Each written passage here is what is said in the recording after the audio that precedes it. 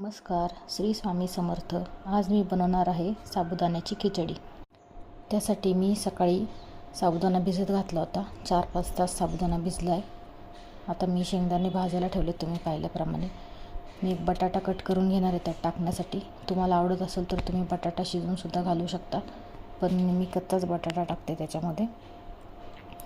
बटाटा बारीक असा कापून घ्यायचा आहे. पातळ कापला तर तो तेलात लवकर शिजतो, त्याच्यामुळं आपला गॅसही कमी जातो आणि पटकन आपला बटाटा शिजतो.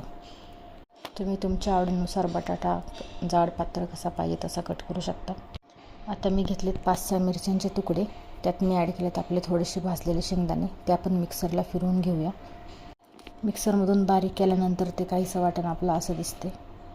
आता मी कढईत तेल टाकलं आहे. त्याच्यामध्ये मी आपला कट केलेला बटाटा फ्राय करायला ठेवला आहे. बटाटा आपला चांगला शिजल्यानंतर मी त्यात ॲड करणार आहे आपला भिजवलेला साबुदाणा आणि आपण जे वाटण केलं होतं शेंगदाणे आणि मिरचीचं ते मी त्यात ॲड करणार आहे आणि चांगलं असं परतून घेणार आहे.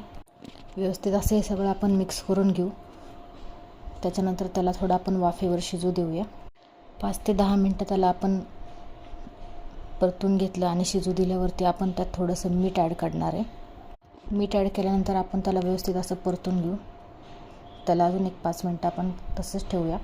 त्याच्यानंतर आपण गॅस बंद करू आणि गरमागरम खिचडी सर्व करू. कशी वाटली रेसिपी नक्की सांगा.